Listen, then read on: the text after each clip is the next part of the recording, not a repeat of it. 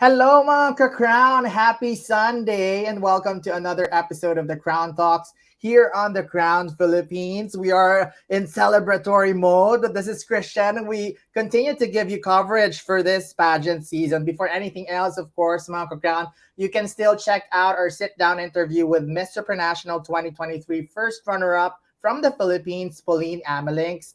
All that and more on our YouTube channel, The Crown Philippines. So today is going to be another special episode as we go to the universe and be joined by the newly crowned Queen of Bahrain. But again, before anything else, would like to give a big shout out to our almost 500,000 followers on Facebook.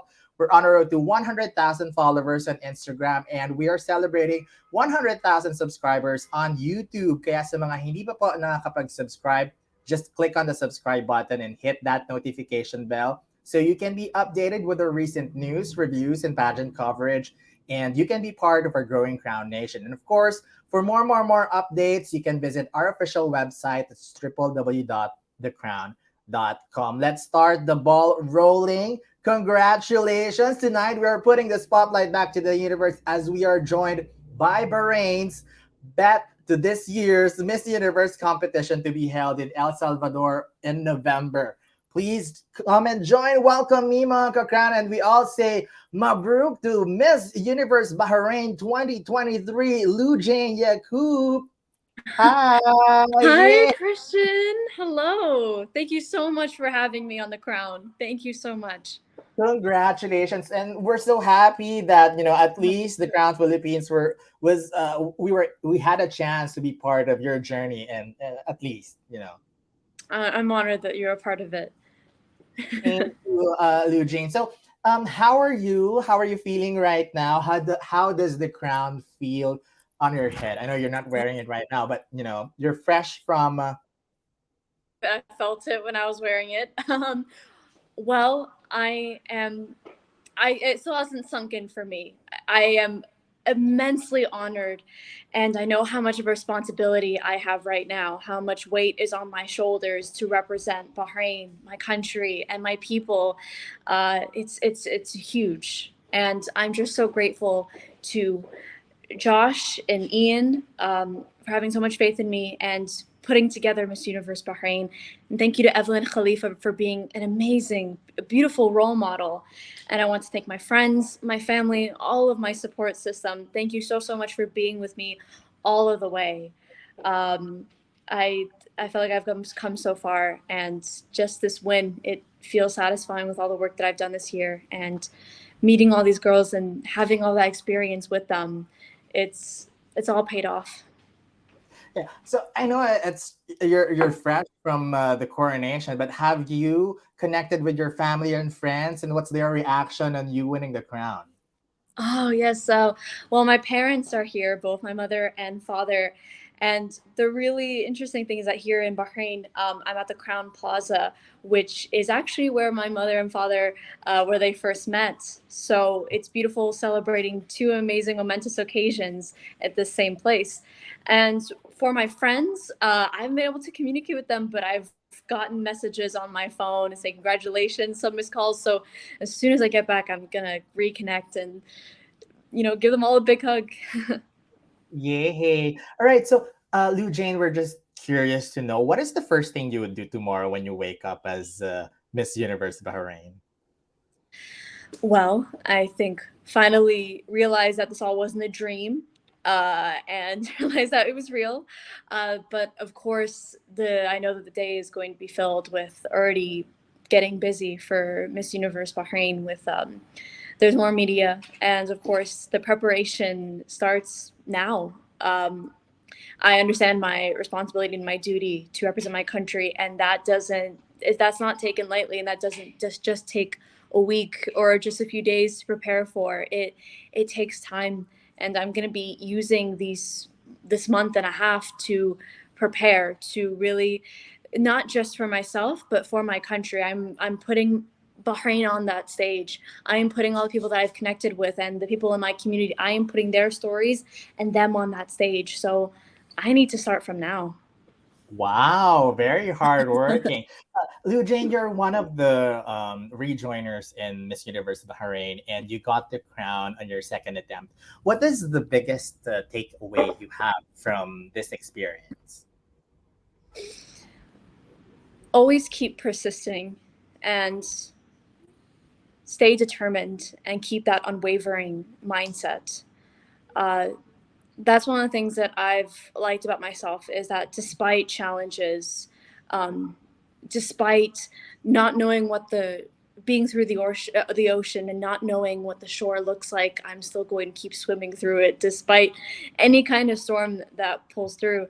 Um, the first year, I am actually grateful I did not get the crown the first year, and I'm so proud of Evelyn and proud that she got the crown, and she did such a beautiful job the first year, because and I'm grateful that I didn't get it because I felt like I still had so much to learn. I still had some maturing to do, some growing, and in that year I was able to serve my community in the way that I had wanted to. I didn't think that served my community would be a possibility for me. I didn't see it.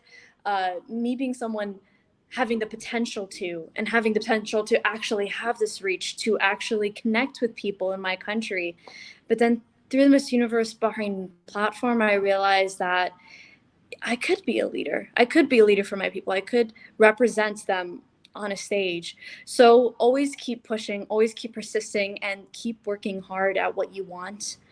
Um, I'm so grateful I came for a second time, despite how hard it has been, despite some of the doubts that have crept into my mind. I'm grateful that I've done it, and I'm standing here today. And you're Miss Universe Bahrain 2023.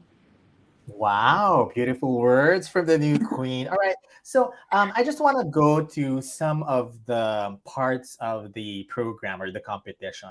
Early on, you shared a very beautiful story of yours. It was very inspirational. You mentioned that when you were a kid, you were diagnosed with a learning disability, and you used that to continue on with life. Can you tell us more about that, Eugene? Of course. So when I was, of course, very young, around third, fourth grade, I just wasn't doing well, and I would forget things often. I wouldn't understand direction very clearly. And it even got to a point where my teacher finally said, "We need to have a parent-teacher meeting and discuss what is going on with your daughter here." And it was all very confusing for me, and I felt lesser than, and even among my peers, I just felt like I always had to ask someone else to repeat what the teacher was saying, and just socially as well, I felt isolated, and I didn't feel as intelligent as my peers. And when I finally went and I got tested, um, I discovered I had this learning disability for myself. Um, and I think, despite that being a hard thing, I'm grateful that I learned what was actually the source of all of that. Um, so understanding that, I knew that well, one of the things that the doctor did say as soon as he got me tested is she's actually worked through a lot of it in her own brain, whether she knows it or not. She's already worked through a lot of it. And I believe what that was because at around that time that I got diagnosed, I was getting into ballet. I was getting into drawing. I just taught myself how to draw and create art. Um, and through all of that, I found my passion and learned that if I try hard enough, I can be good at something. And if there's something that I really wanted to do, I could achieve it. And I understood that I wasn't very a traditional learner. I learned in new, unconventional ways. So I took that approach. I took my unconventional methods and my more creative methods of learning, and I took that to school. And I used that in my life. And then I started getting good grades, and then coming to Bahrain, coming to my next school here, uh, I just started to excel because of all of that. And I'm really grateful for the arts of all of that. And hopefully, I can represent other people that have just disabilities and know that they can, despite their disability, they can achieve whatever they want to. Wow, that's so inspirational, and you definitely deserve all of the achievements and the success that you're having right now. All right, so I just want to ask Lou Jane, what was your favorite part of the competition? I know there were a lot of segments in the program, but what was your most favorite part? Gosh, well, first of all, just being in the beautiful landscape of the Maldives, it was very healing for me going there and just being in that beautiful setting and being with all the girls and finally getting the first day where we all got to see each other in person and got to connect.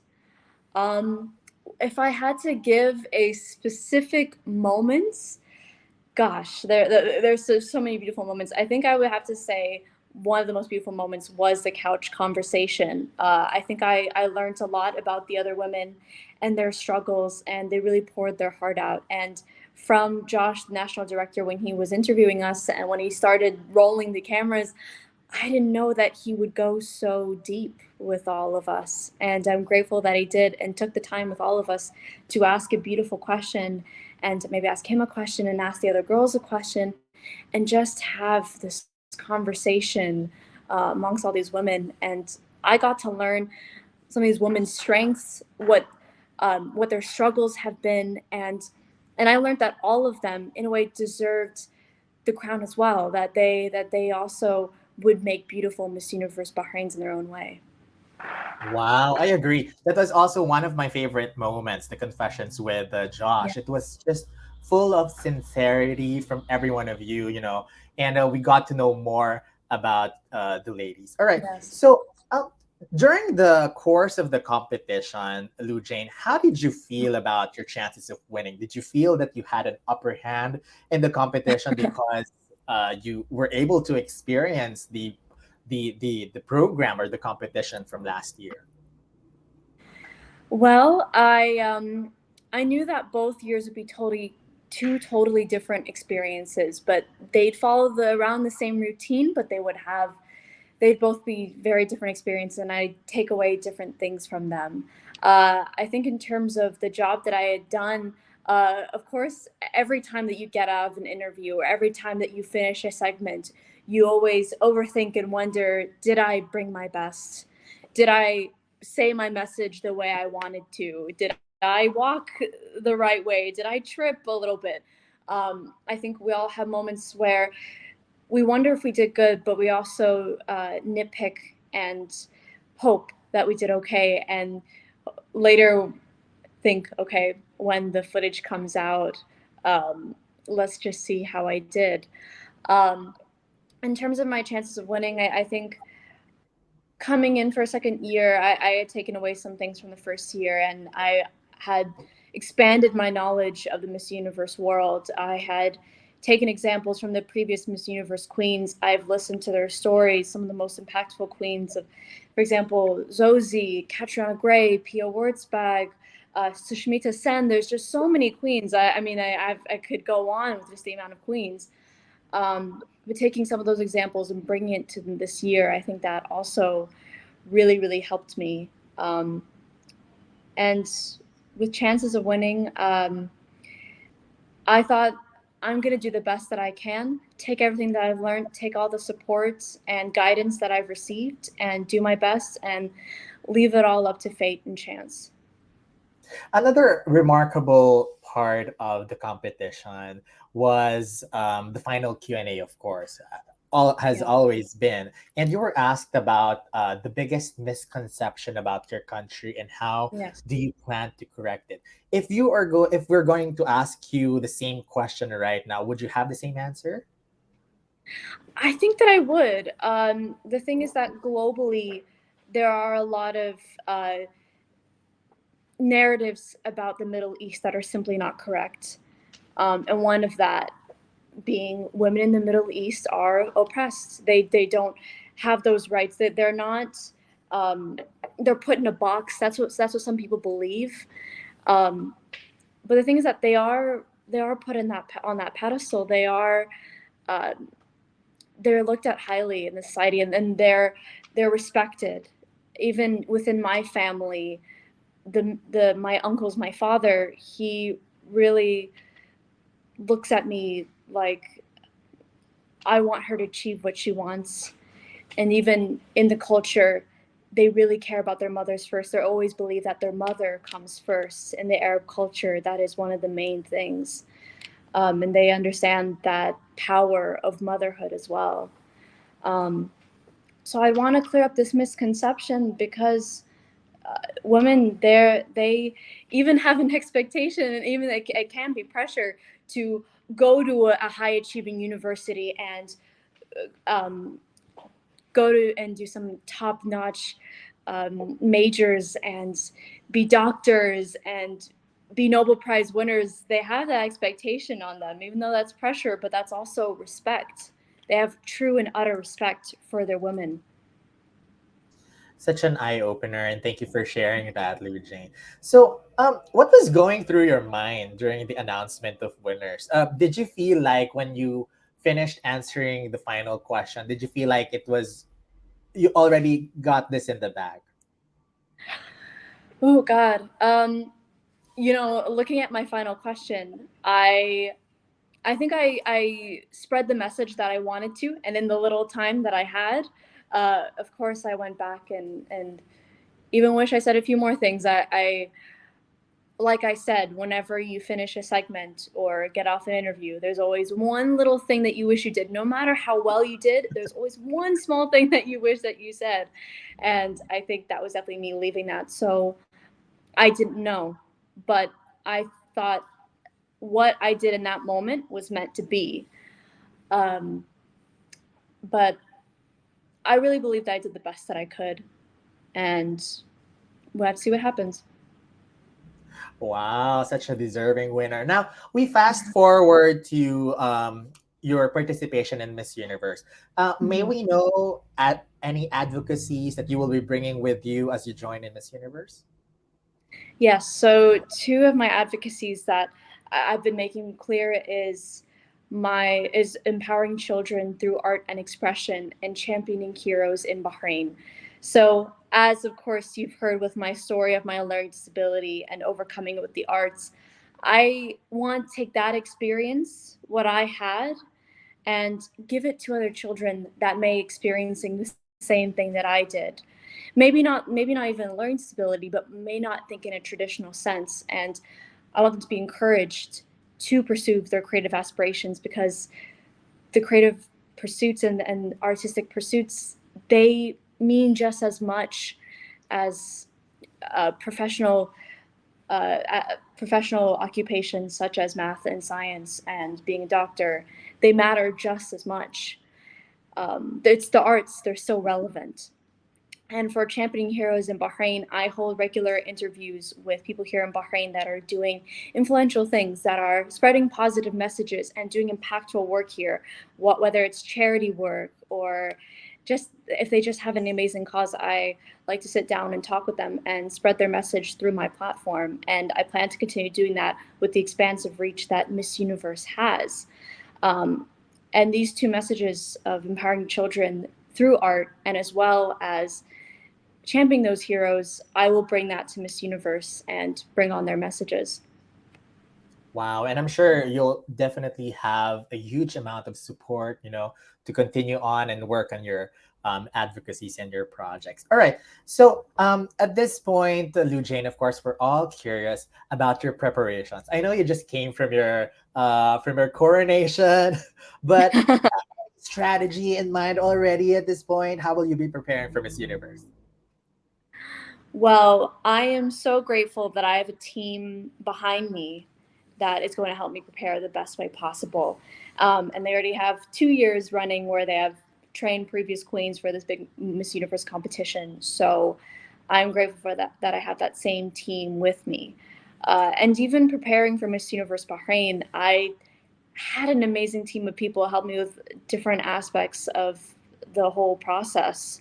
My vocal coach, my walking coaches, those who helped me get my dress. I'm grateful for all of them, and in Miss Universe, I think I'll still take these people with me and take the new team with me as well. I think a team really makes a queen. The queen is the one that does represent herself on stage, but I think that team is the one that boosts her and holds her up. That team, they're the unsung heroes. So I'm grateful to have them. Yay, we're so excited for that. Now, of course, the Filipino fans are also excited to know as to whether, you've connected with the rest of the winners from the other countries, and if you've already connected with our very own Miss Universe Philippines, Michelle D.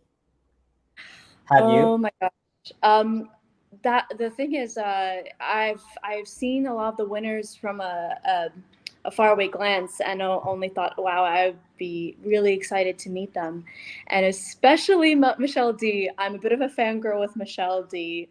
Watching her and her final Q&A, and even on one of her interviews where she was bashing some of the criticisms that she got, she just handled it with such poise and grace, and she just has that confidence in herself. And she also said that she's the most unbothered queen, which I thought just portrayed so much confidence. And she has this heart as well. She has this important, strong heart for her own country, for the Philippines. So she's strong enough to bring that forward into Miss Universe and be that champion.